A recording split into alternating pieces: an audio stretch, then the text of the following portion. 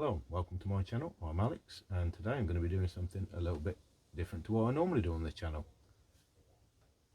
A couple of old air guns. So firstly is the Webley, and that's a Junior 177.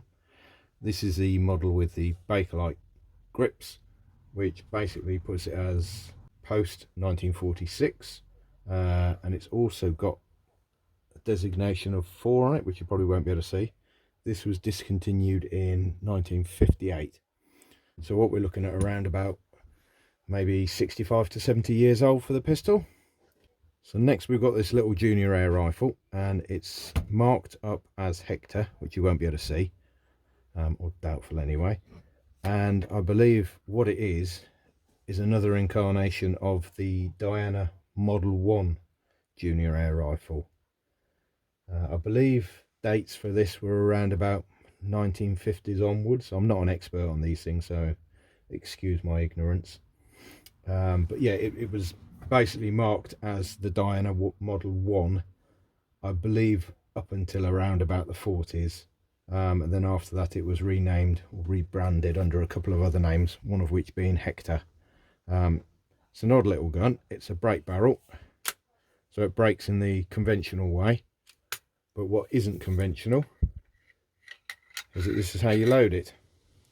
You put the pellet in the end there,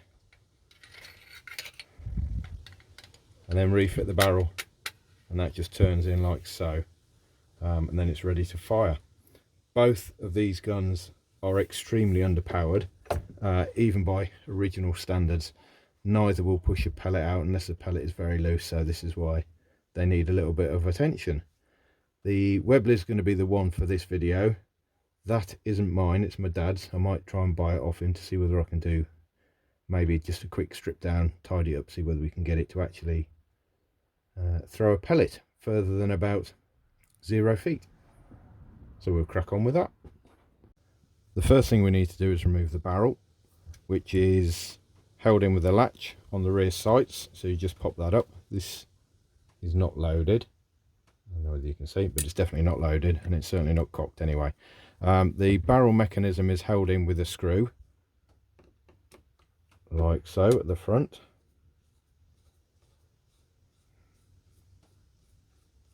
And that obviously just screws out.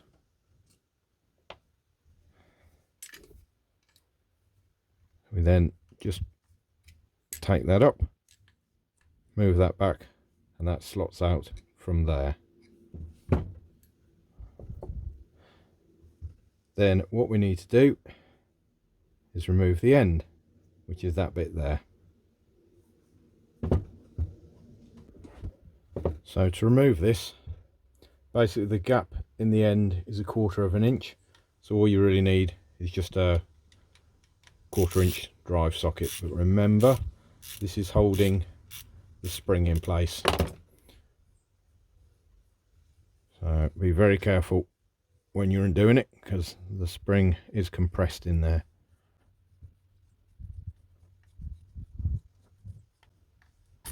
There we go. So that end cap is a spring guide. Blimey. And I can feel straight away, well, first of all, the spring's slightly bent, which isn't a massive problem, but that is incredibly stiff. Yeah, it's going to need a good greasing if nothing else. Next thing we're going to do is remove the piston.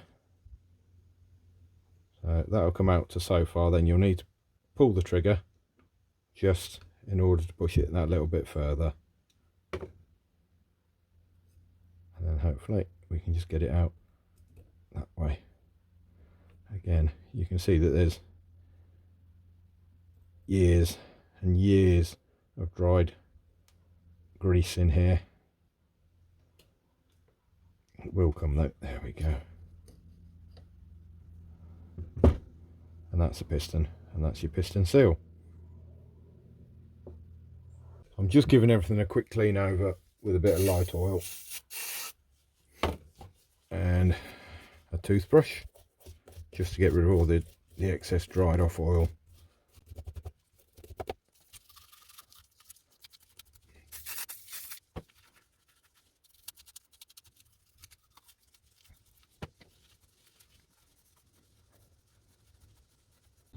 wanted to see how much of a difference a quick cleanup would make on the performance of the gun, so I reassembled it, and this is what happened.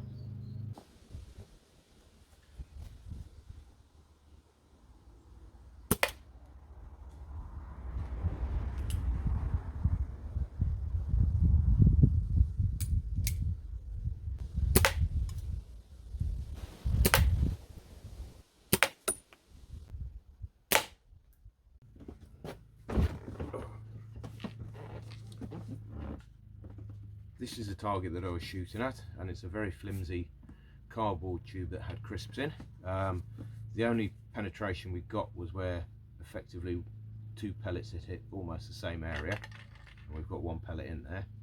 I pretty much knew that the pistol was going to need a new piston seal and a new breech seal anyway. I've ordered those, and I'll most likely do those on a separate video.